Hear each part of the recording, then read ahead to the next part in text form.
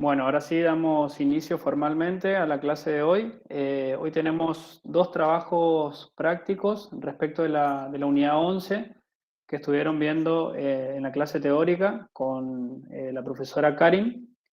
Eh, los dos trabajos son respecto a la organización administrativa. Ustedes vieron en la anterior unidad, cuando vimos la actividad administrativa, habíamos dicho, ¿no es cierto?, que la actividad administrativa, la función administrativa que ejerce el Estado va a ser todas aquellas actividades que, conforme el criterio subjetivo u orgánico, es el que ejerce el Poder Ejecutivo. Habíamos dicho que el Poder Ejecutivo es el que realiza la mayor cantidad de actividades de contenido administrativo. ¿Qué van a tener por objeto estas actividades? El cumplimiento de uno de los fines principales del Estado, que es la obtención del bien común. En esta unidad, lo que van a estudiar es la forma en que el Estado va a organizar el desarrollo de esas funciones administrativas a través de la organización de la función administrativa. Vieron en la clase teórica que la profesora Karin en realidad había comenzado por un tema que está en la mitad de esta unidad, porque para entender esta unidad es necesario que ustedes sepan la diferencia entre descentralización y desconcentración. ¿Qué quiere decir estos dos principios? Que la administración central, para poder desplegar estas funciones tendientes al cumplimiento del bien común, de lograr el bien común, que es la finalidad del Estado, va a delegar sus funciones. ¿Cómo va a delegar? A través de la desconcentración, es una forma, un principio, y el otro principio es la descentralización. ¿Cuál es la diferencia entre ambos? Que ya lo vamos a ver ahora en el trabajo práctico. La descentralización implica la creación de un nuevo ente, es decir, significa que la administración central va a delegar esa función en un nuevo ente, un ente que tiene personalidad jurídica. ¿Qué quiere decir o qué consecuencias tiene que tenga personalidad jurídica? Que es un sujeto de derecho. Tiene capacidad de adquirir derechos y de contraer obligaciones. En cambio, en la desconcentración, la delegación se da dentro del mismo órgano, dentro del mismo poder. Si nos ubicamos dentro del Poder Ejecutivo, el presidente va a desconcentrar sus funciones, por ejemplo, en el jefe de gabinete. Esa es la diferencia crucial entre el principio de descentralización y desconcentración. Ahora bien, dicho esto, vamos al primer tema. En esta bolilla hay temas muy importantes que son temas de examen. Estos temas que le voy a decir se toman sí o sí en los exámenes, ya sea en los parciales o en los exámenes, en las mesas finales, que son la jerarquía, el concepto que es muy importante y qué implica la jerarquía, la competencia, también un principio de suma importancia para el derecho administrativo. Ustedes van a ver que más adelante, cuando vean acto administrativo, uno de los elementos esenciales del acto administrativo es la competencia. La competencia para el órgano estatal, para el ente estatal, va a ser lo que es la capacidad para las personas. Ustedes habrán visto en elementos de derecho civil que la persona, para poder obrar, requiere de capacidad. Lo mismo ocurre con los órganos o entidades estatales. Si no tiene capacidad, no puede obrar, no puede desplegar su actividad. Otro tema muy importante es el que les acabo de explicar, que es el principio de desconcentración y descentralización. Diferenciar en qué caso se da uno y en qué caso se da el otro.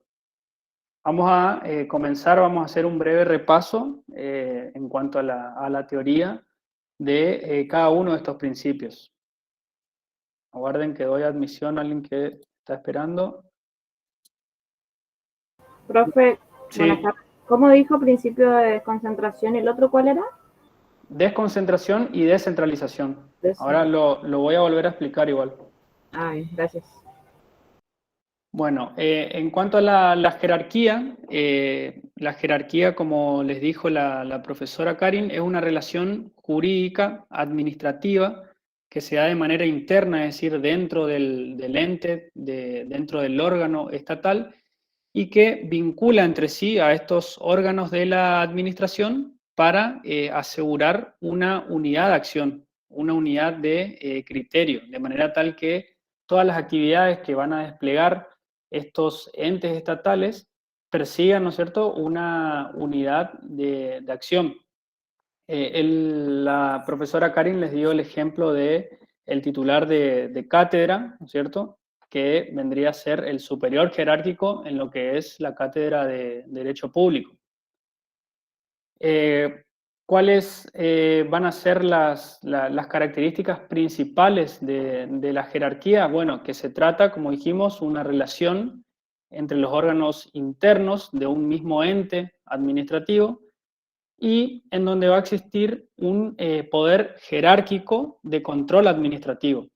Y también va a presuponer la división o una organización de líneas y grados. De manera tal que esta línea y estos grados no nos van a dar qué órganos tienen superioridad jerárquica sobre el otro, ¿no es cierto? Y los grados nos van a establecer cuáles son los órganos inferiores, cuáles son los órganos subordinados. Ahora vamos a ver en el caso práctico un organigrama de cómo se organiza un órgano administrativo, en donde ustedes van a poder ver perfectamente cómo se da esta línea jerárquica y esta relación de grado que les estoy hablando. ¿Cuáles son los efectos que se derivan de esta relación jerárquica? Bueno, en primer lugar que el superior jerárquico, ¿no es cierto?, va a tener la facultad de dirigir y de impulsar toda la actividad del órgano, de controlar, de vigilar y controlar la actividad del órgano. También tiene competencia para delegar la facultad de desarrollar las diferentes actividades, facultad para resolver los conflictos que se susciten en forma interna, es decir, dentro de los órganos. También tiene facultad para designar a los funcionarios que ejerzan la titularidad de los órganos inferiores, ¿no es cierto? Aguarden un segundito, admito a alguien que me está pidiendo. Ahí está. Bueno, el otro tema importante que debemos saber en esta unidad es la competencia, el principio de la competencia que predetermina, articula y delimita la función administrativa que desarrollan cada uno de los órganos y entidades públicas del Estado con personalidad jurídica.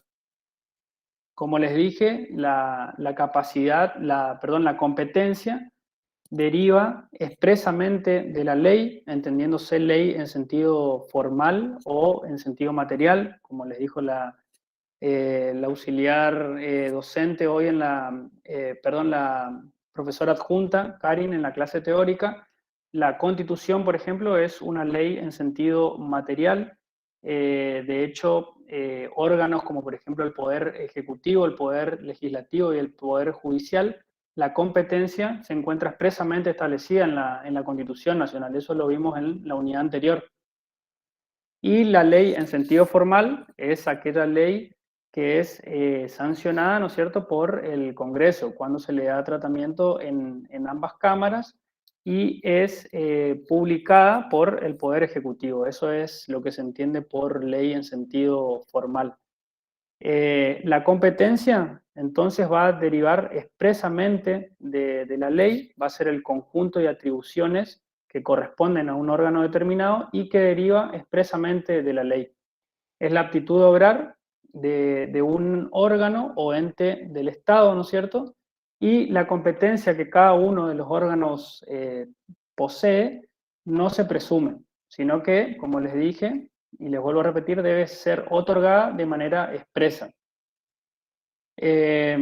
La competencia, van a ver que tiene diferentes características, es objetiva en cuanto surge de una norma que determina cada una de las facultades del órgano al cual se trate, es obligatoria, es improrrogable, es decir, no se puede delegar en otro órgano, salvo los casos que ustedes vieron de delegación, en donde en cuestiones excepcionales se delega esta competencia en otro órgano. Un ejemplo de esto que dieron en la clase teórica es la delegación que hace el Poder Legislativo al Poder Ejecutivo en determinadas circunstancias de carácter extraordinario para que el Poder Ejecutivo pueda ejercer funciones legislativas. Esto se encuentra establecido en el artículo 99, inciso segundo, si no me equivoco. Y otro carácter muy importante de la competencia es que es irrenunciable.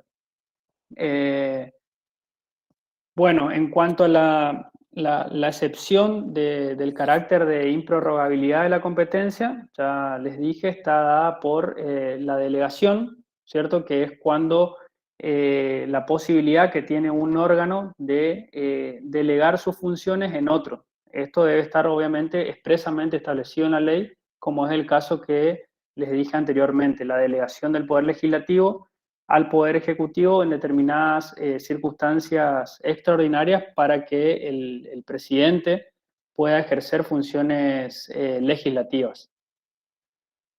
Bueno, con respecto a la descentralización y desconcentración, les voy a compartir el mismo Power para los que no estuvieron en la clase teórica de la profesora Karin, para que ustedes ubiquen la diferencia de cada uno de estos principios.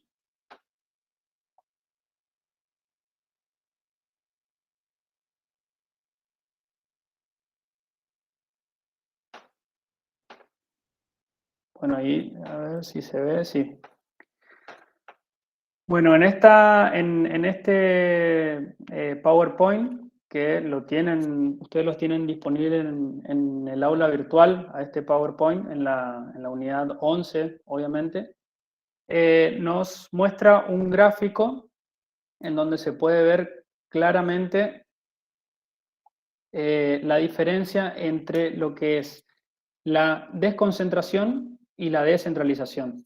En el primer caso, en este caso que les estoy marcando, tenemos una cabeza central que es el superior jerárquico, en donde ustedes pueden ver en el gráfico que delega sus funciones.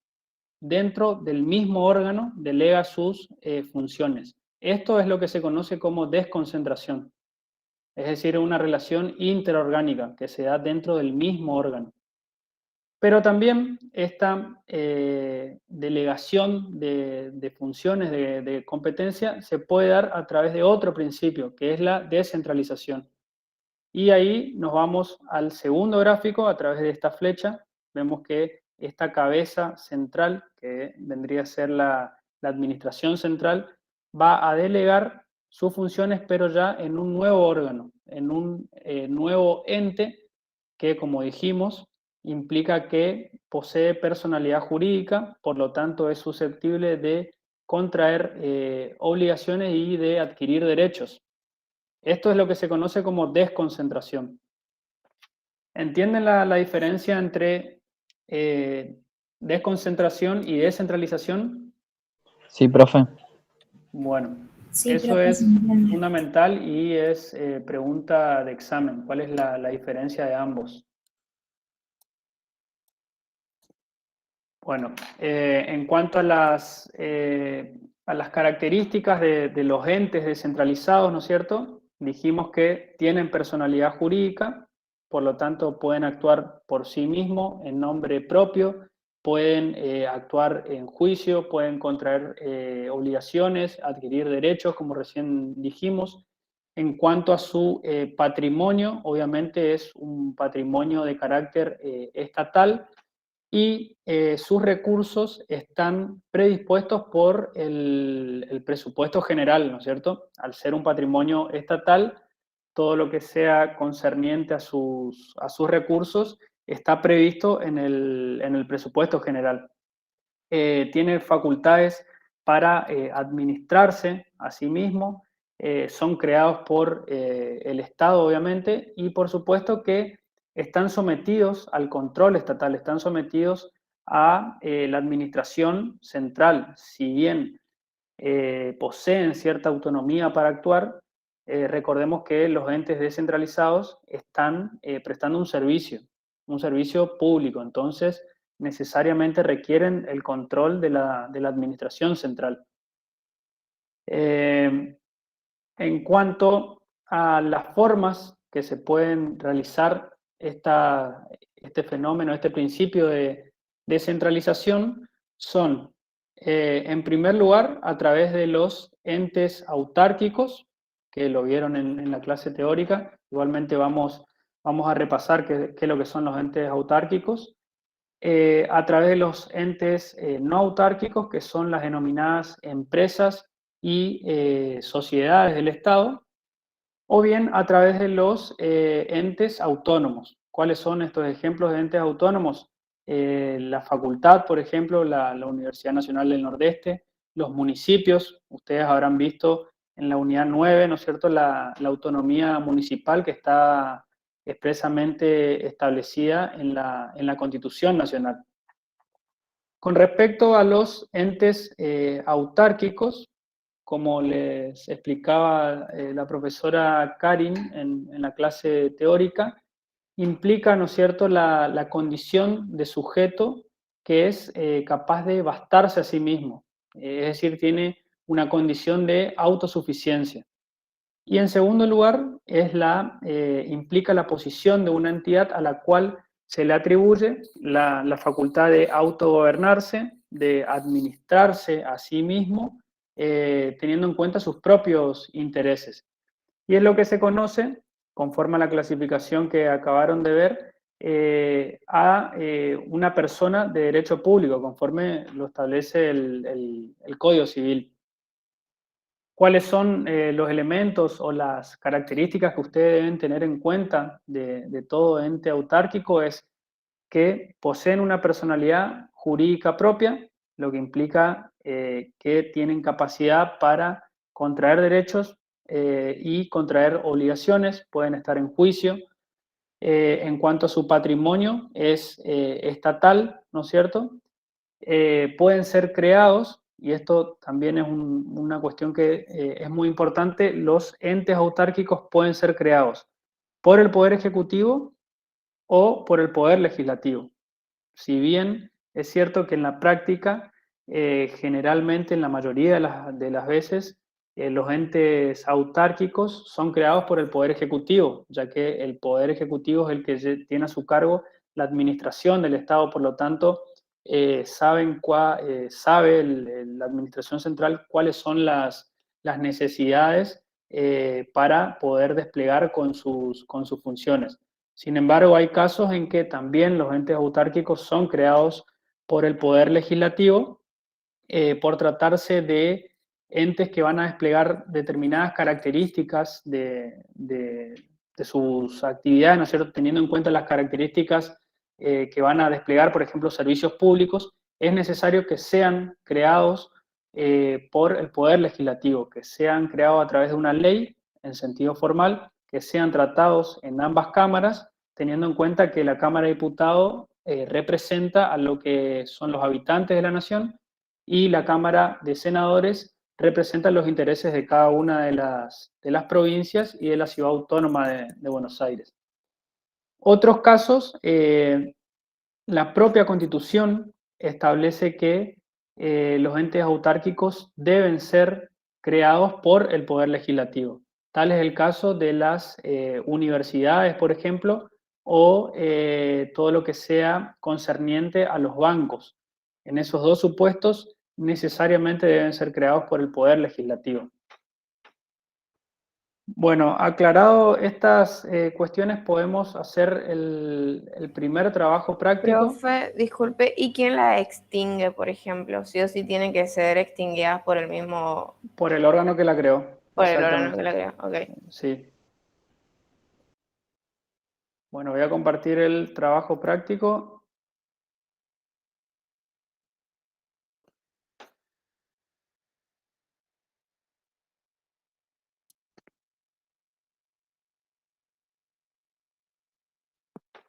Bueno, en el trabajo práctico 11A vamos a ver lo que yo les venía diciendo, un organigrama de cómo en este caso es un órgano estatal, ¿no es cierto? Cómo se organiza el órgano estatal, en donde vamos a ver, por un lado, la jerarquía, ¿cierto? Y por otro lado, los diferentes grados. Tenemos el directorio, que jerárquicamente es la autoridad máxima de este organismo, que tiene jerarquía sobre el administrador general. Este administrador general es la máxima autoridad de la subsecretaría y luego viene la dirección general, ¿no es cierto?, que generalmente está compuesto por departamentos o secretarías, dependiendo el órgano del cual se trate. A partir de la imagen arriba consignada pueden observar un organigrama de una institución estatal. Esta estructura gubernamental, juntamente con las funciones y o acciones de cada uno de los cargos, fue aprobada por decreto. Corresponde a un ente autárquico creado por una ley. Entonces, tenemos que responder lo siguiente. Siendo un ente autárquico, ¿considera que fue correctamente creado? ¿Qué creen ustedes? ¿Sí, no?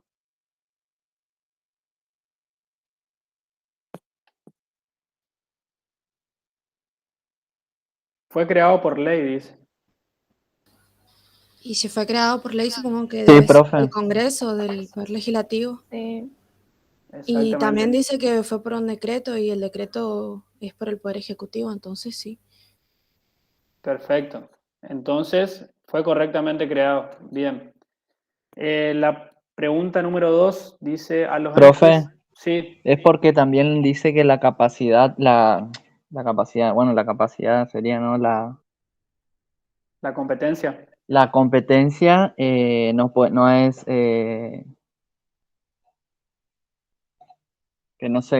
que no se presume, perdón.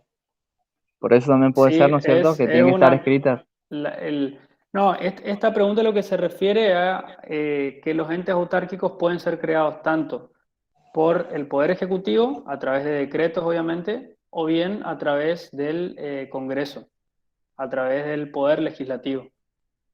Generalmente en la práctica, los entes autárquicos son creados por el Poder Ejecutivo, pero también pueden ser creados, nada impide que puedan ser creados por el Poder Legislativo. Incluso hay cuestiones, como les dije recién, que necesariamente deben ser creados por el Poder Legislativo, que es en el caso de bancos y de universidades. Lo que vos dijiste está bien, igual, es una característica de la competencia. Ok, profe. Bueno, la pregunta 2 dice, ¿a los entes autárquicos se les asigna un presupuesto?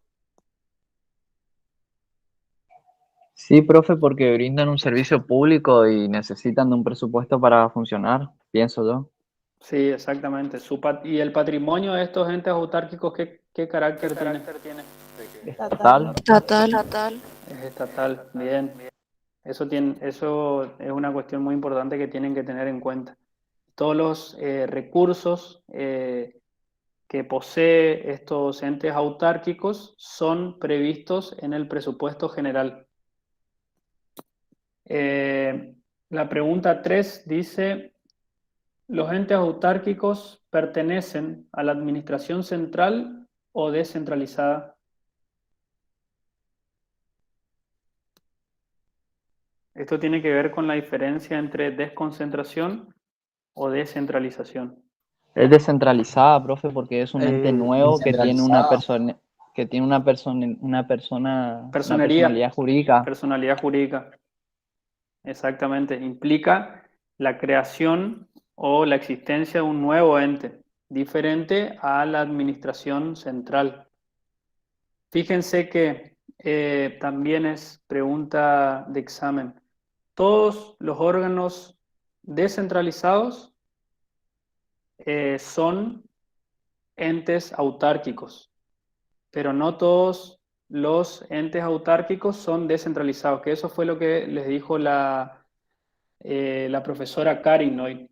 La descentralización se puede dar, como les expliqué, a través de los entes autárquicos, entes no autárquicos o a través de entes autónomos. Ahora vamos a ver igual en qué los supuestos que hay de los entes no autárquicos, que son las denominadas empresas o sociedades del Estado, que si bien no son preguntas de examen, pero bueno, es bueno que ustedes sepan que sobre estas empresas, al prestar un servicio público, ¿no es cierto?, muchas veces se le aplica un control de la administración central. Lo importante acá que sepan es diferenciar cuando estamos frente a la descentralización y cuando estamos frente a la desconcentración. En este caso, en este organigrama, acá debería ir la administración central, que es el Poder Ejecutivo, que delega su función en este órgano, creando, ¿no es cierto?, un ente autárquico, un nuevo ente con personería jurídica, como dijo el compañero, que va a realizar la función que fue delegada por el Poder Ejecutivo. Y a su vez, la organización que va a llevar a cabo este ente, este órgano, dentro del órgano, ¿no es cierto?, es lo que se denomina desconcentración. ¿Cómo se hace la desconcentración en este órgano? Bueno, a través, fíjense que la administración central crea una secretaría técnica, tiene una secretaría administrativa.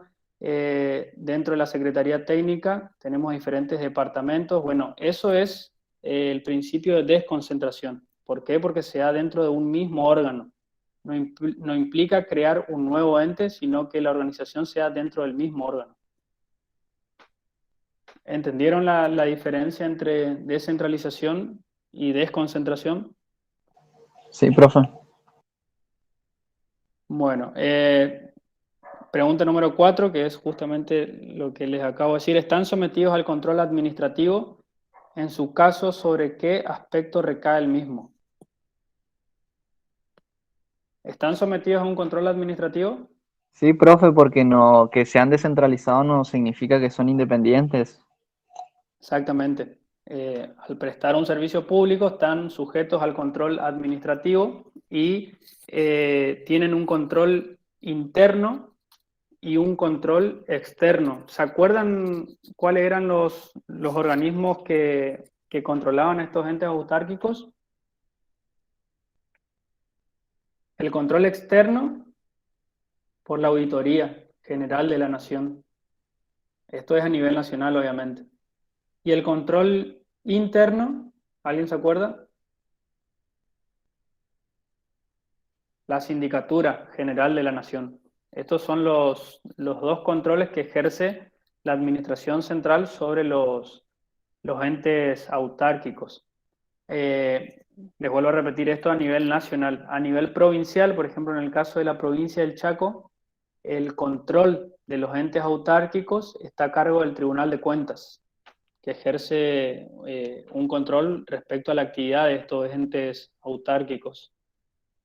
Pregunta número 5, dice: de presentar un reclamo ante un ente autárquico, ¿me debo dirigir al gobernador de la provincia o ante el superior jerárquico del ente para impugnar un acto determinado?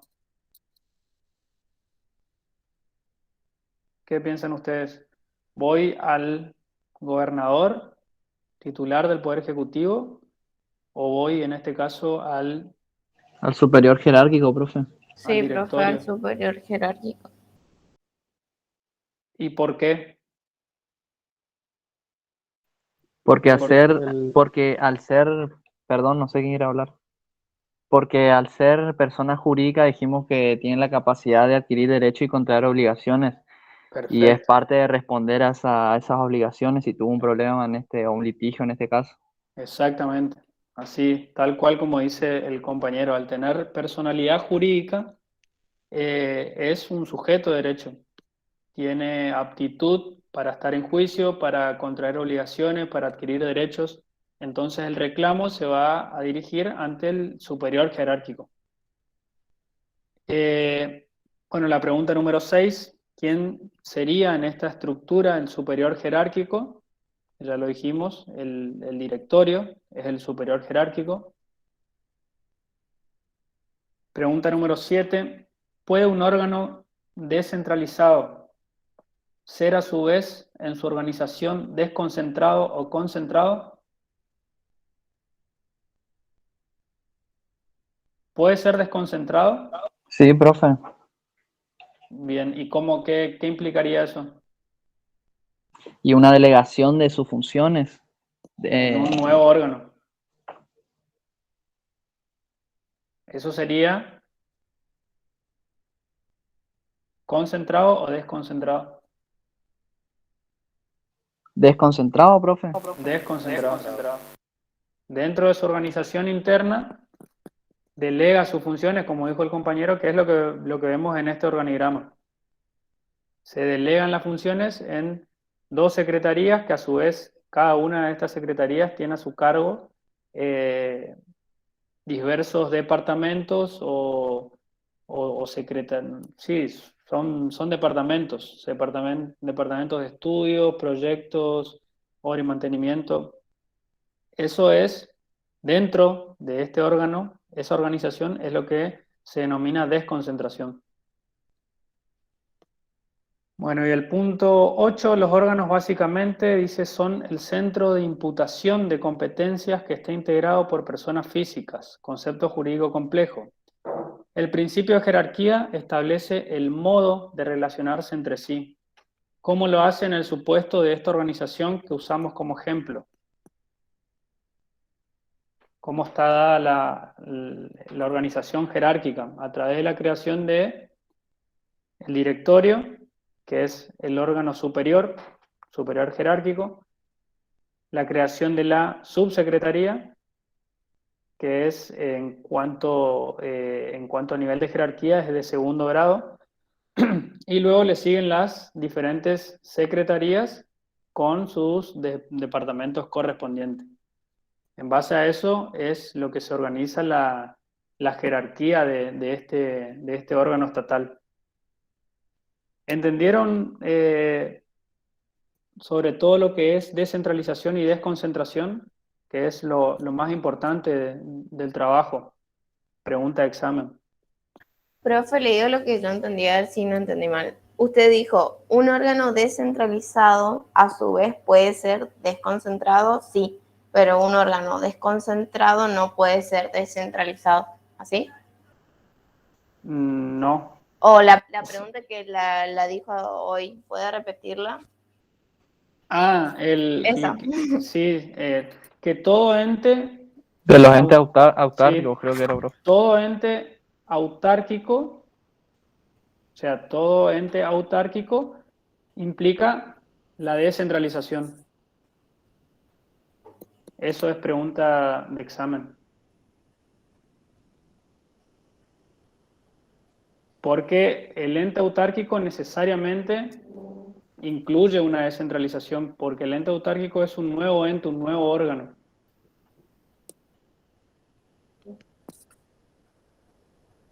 No sé si me expliqué. Sí, y algo más había dicho.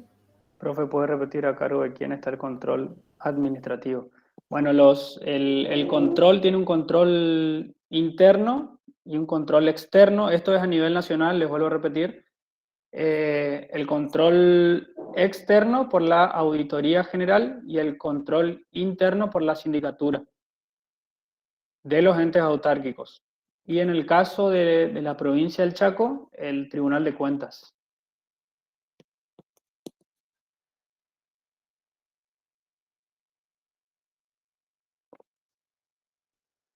Y respecto a lo otro es que todo ente autárquico es descentralizado, pero la descentralización, todo ente descentralizado no quiere decir que sea autárquico. Eso es Eso era. Gracias, profe. la pregunta. ¿Por qué? Porque la descentralización se puede dar a través de diferentes maneras. a través de entes autárquicos, entes no autárquicos o entes autónomos.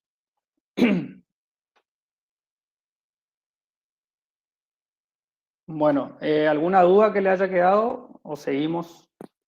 ¿Puede repetir, profesor, último? Lo último que todo ente autárquico implica la descentralización, pero la descentralización, no toda descentralización es un ente autárquico. No todo órgano descentralizado es un ente autárquico, pero sí un ente autárquico es necesariamente un órgano descentralizado. Gracias, profe.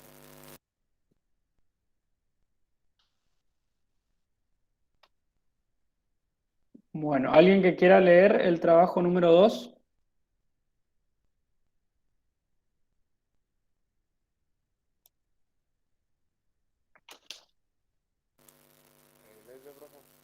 Bueno, si puedes hablar un poquito fuerte porque no se escucha mucho.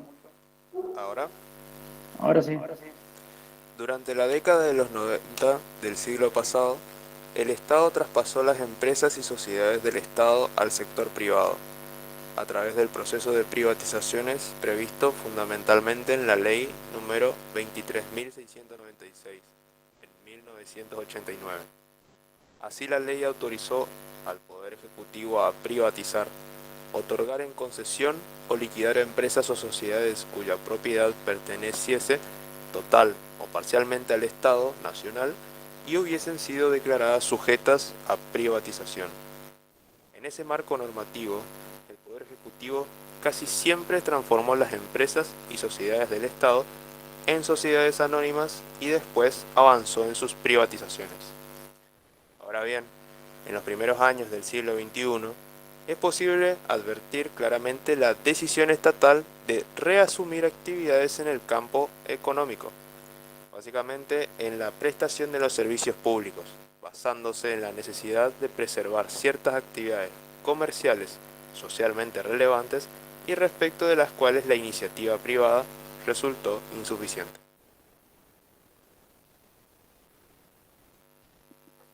Bien, entonces lo que habla el caso es la privatización, la ola de privatizaciones de empresas del Estado que se dio en la década del 90. Y luego el trabajo enumera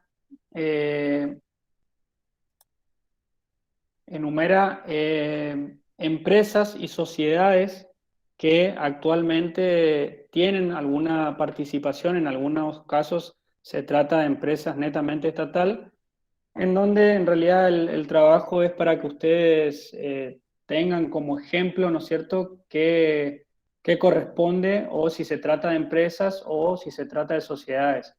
Estos temas en realidad más específicamente lo van a ver en Derecho Empresario, si no me equivoco, que ustedes tienen más adelante en la carrera, pero para que ustedes tengan una idea, ¿no es cierto? La descentralización también, la descentralización de la administración central también se puede llevar a través de entes no autárquicos, que son las empresas o las sociedades. En cuanto a las empresas, ¿cuáles son sus características principales? Bueno, al igual que los entes autárquicos, tienen una personalidad jurídica propia, tienen competencia para administrarse a sí mismos, también se encuentran sometidos al control del Estado Nacional, es decir, a través de la administración central. Su patrimonio también reviste el carácter de estatal, se trata de un patrimonio de afectación, ¿no es cierto?, conforme al criterio que estableció en numerosos fallos la Corte Suprema de la Justicia de la Nación.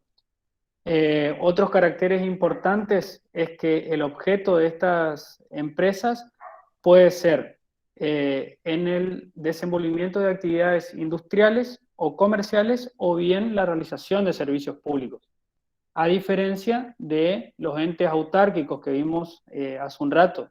¿Por qué? Porque los entes autárquicos su objeto es necesariamente desplegar la prestación de un servicio público. En el caso de las empresas del Estado no siempre es así, puede ser una actividad industrial o comercial, o bien puede tratarse de servicios públicos.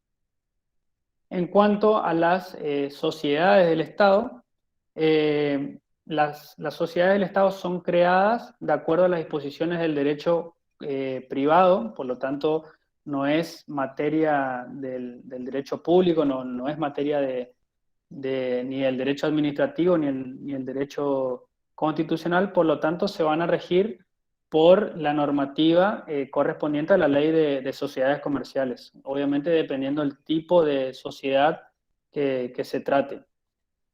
A su vez, estas sociedades del Estado, como ustedes saben, cada una de las sociedades, dependiendo qué tipo de sociedad se refiere, está constituido por acciones. Estas sociedades del Estado hay veces que son, todas las acciones son pertenencias, son propiedad del Estado, o bien pueden ser sociedades de una economía mixta, es decir, tenemos acciones que pertenecen al Estado y acciones que pertenecen a empresas privadas, por ejemplo. Tal es el caso de YPF, por ejemplo, que vamos a ver ahora en el trabajo práctico. En cuanto a las sociedades de Estado y las sociedades anónimas, pueden ser, ¿no es cierto?, pueden estar formados por un único socio, o bien puede ser por la concurrencia de al menos 2 socios, obviamente como toda sociedad. Vamos a ver el primer caso, que es correo oficial. ¿Alguien sabe de qué se trata, o si es una empresa del Estado, si es una sociedad? ¿Alguien sabe algo de correo oficial? Que es correo argentino. ¿Es una empresa? ¿Es una sociedad? Es privado, Es una empresa del Estado, profe. Es una empresa del Estado. ¿Y quién, otra compañera dijo algo? Sí, yo, pero pensé que era privada. En sus inicios fue ahí privado. Macri? Exactamente, sí, es así. Generalmente estas empresas, salvo las que fueron creadas exclusivamente por el Poder Ejecutivo o por el Estado, ¿no es cierto? Estas empresas pasaron en la década del 90, como le dice el caso, se privatizaron. Y luego, en el gobierno de Cristina Kirchner, hubo una ola contraria, es decir, se estatizó estas empresas. El caso del correo oficial, originariamente fue una empresa privada que estaba a cargo del grupo Macri, que fue en el año 97. En realidad, en el año 97 el presidente Menem le da la concesión a la sociedad Macri para la prestación de servicios postales. ¿Qué pasó? Que una de las obligaciones de esa concesión era que esta empresa privada tenía que pagar al Estado un canon determinado.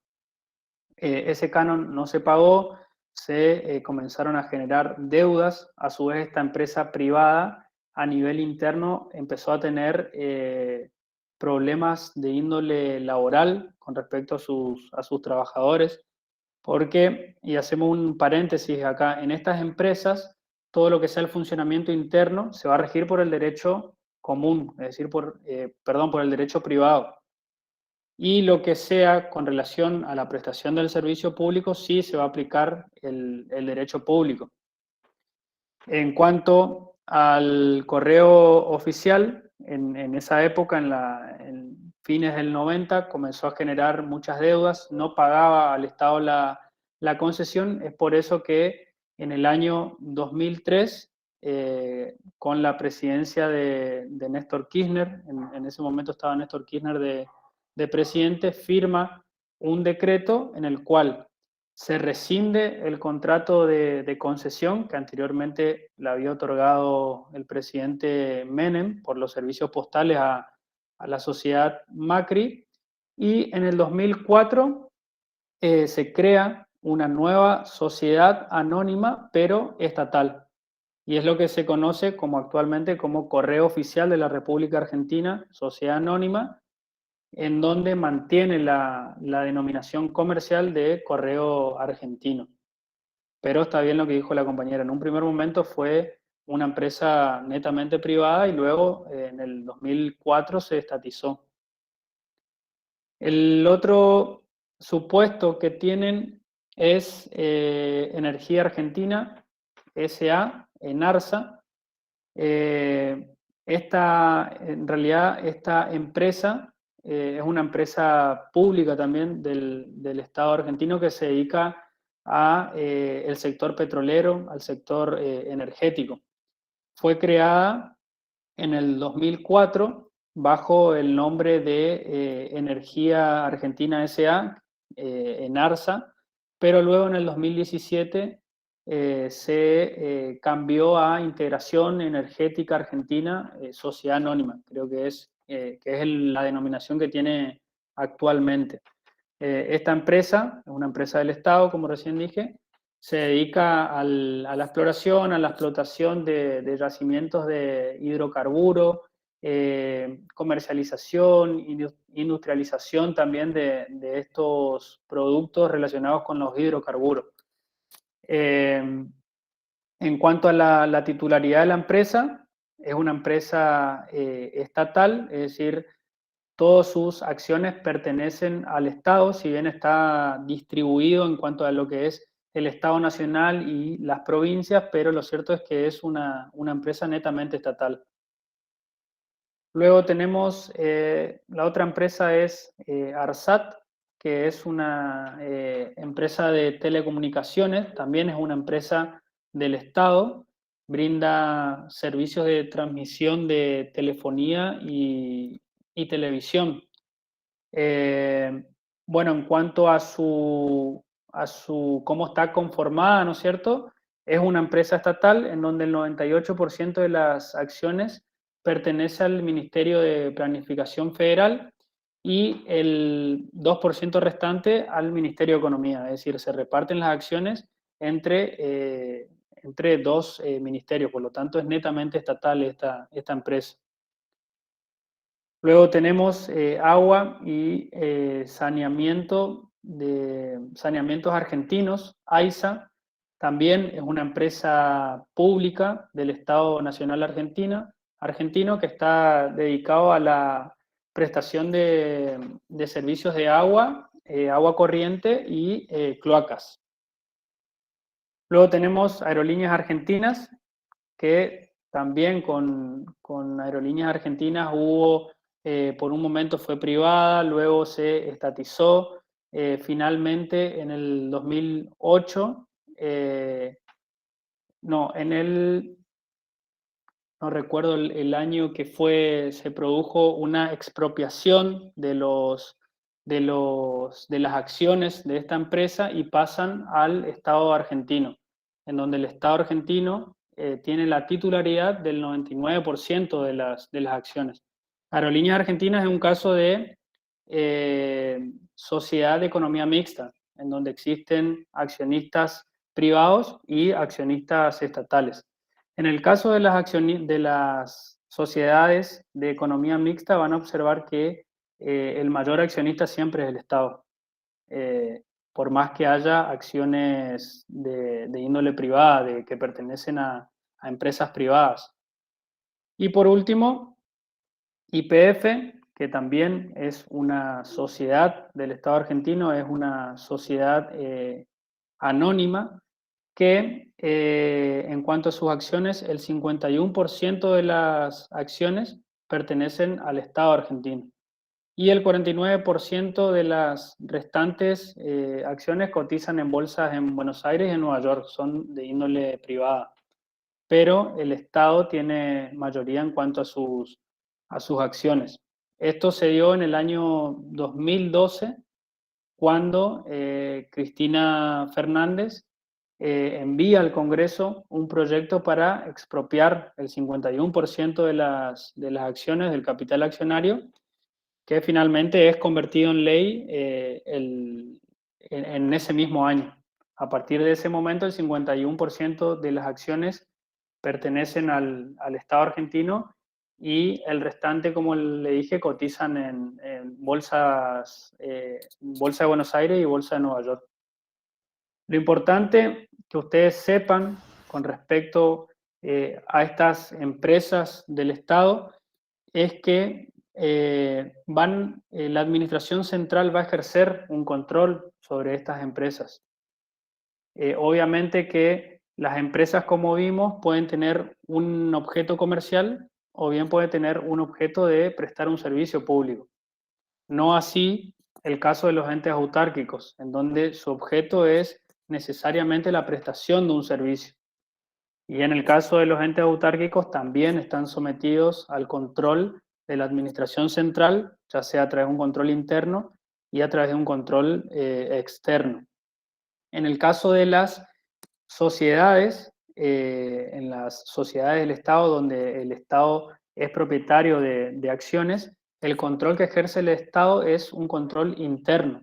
Es decir, como toda sociedad, ¿no es cierto?, se realizan las asambleas en donde se deciden todas las cuestiones relativas al funcionamiento de la sociedad.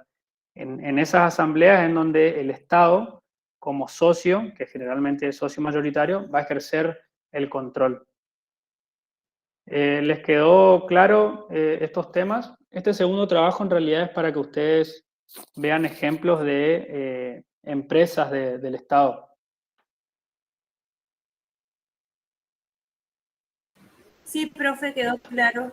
Profe, ¿puede repetir a cargo de quién está el control? Bueno, eso ya repetí, profe, igual. Exactamente, en la empresa de Vicentín quisieron hacer lo mismo, quisieron expropiar las acciones y convertirla al Estado como socio mayoritario. Cuestión que, bueno, por cuestiones políticas no siguió adelante y bueno, eso no se dio. Lo mismo pasó con Aerolíneas, pero con Aerolíneas sí, el Estado expropió las acciones y se hizo con el 51% de las acciones. Profe, ¿Alguna ¿y otra duda, otra consulta? Sí. Correo Argentino es del ¿Cómo? Estado también? ¿Correo Argentino es del Estado también? Sí, Correo Argentino también. Sí, sí, sí. Es una empresa estatal. Aerolínea Argentina, profe, también. ¿O no? Aerolíneas Argentinas también, porque el 51 es una sociedad anónima, pero el Estado es el accionista mayoritario. Bien. En la gran mayoría de las sociedades donde existen accionistas privados, el Estado igualmente es accionista mayoritario. Y en el caso de las empresas del Estado son completamente del Estado, no hay accionistas de índole privado. En las sociedades sí puede haber socios de acciones que son propiedad de personas privadas, pero en las empresas del Estado no. Un ejemplo de empresas del Estado es el Banco del Chaco, por ejemplo. El Banco del Chaco pertenece completamente al Estado provincial.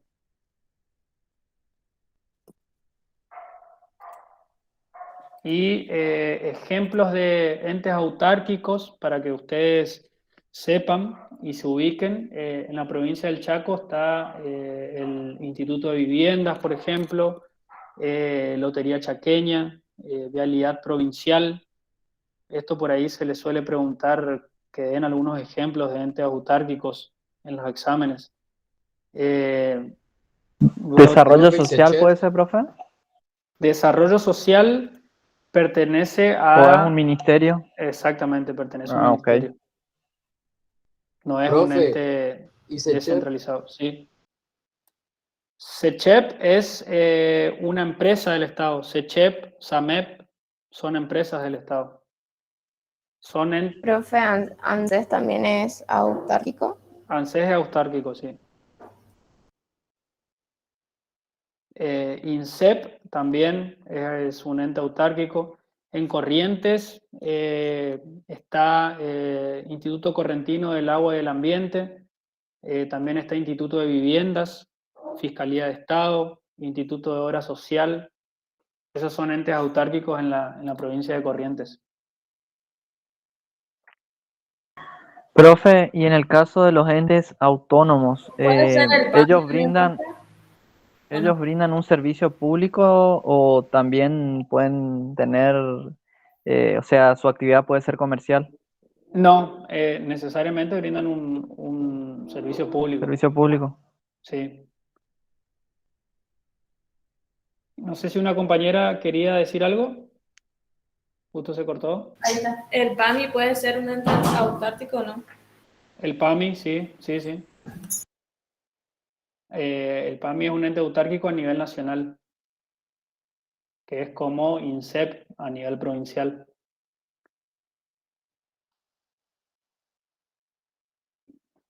Bueno, ¿alguna otra duda que les haya quedado? ¿Algún ejemplo, profe, de los autónomos? ¿Cuál Y sería? autónomos puede ser los municipios, son entes autónomos, la universidad también.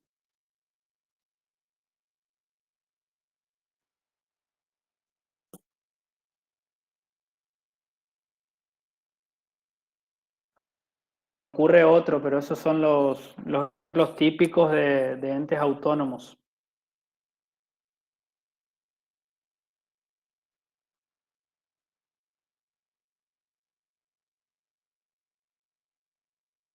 Bueno, ¿alguna otra duda? Profe, Sí.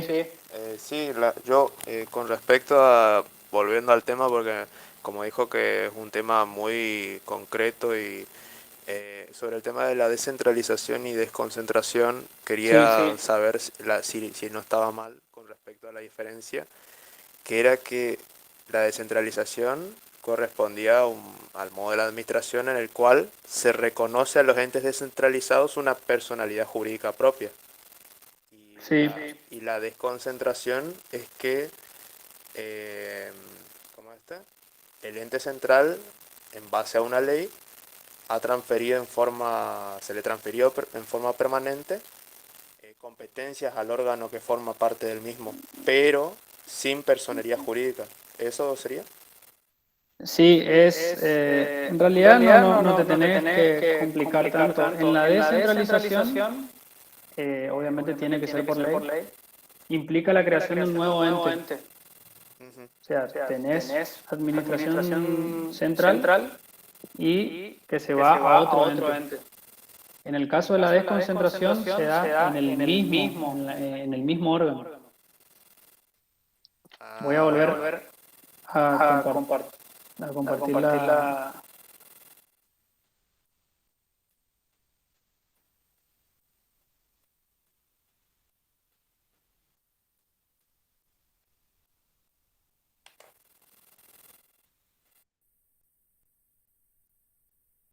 Fíjense, este primer dibujo que es de color rojo, tenemos la cabeza esta más grande, hace de cuenta que es la administración central que va a ser ejercida por el presidente, o si querés le ponemos gobernador.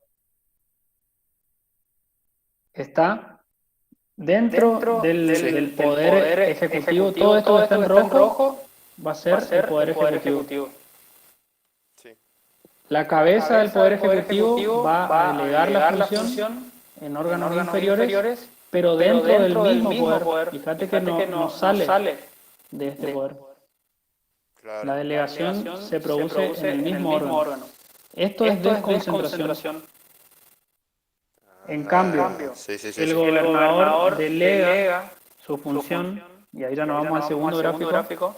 Acá ya se crea un nuevo ente. Y la creación de este ente implica un nuevo sujeto que tiene personalidad jurídica. Claro. Sí, me quedó claro, profesor. Y un ejemplo de un ente descentralizado es un ente autárquico. Perfecto.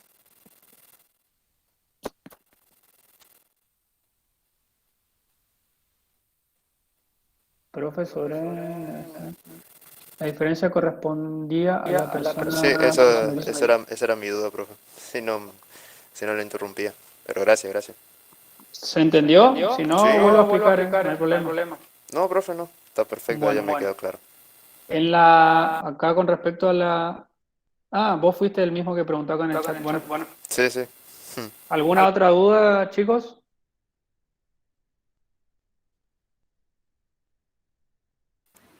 Vamos a detener mientras tanto la grabación.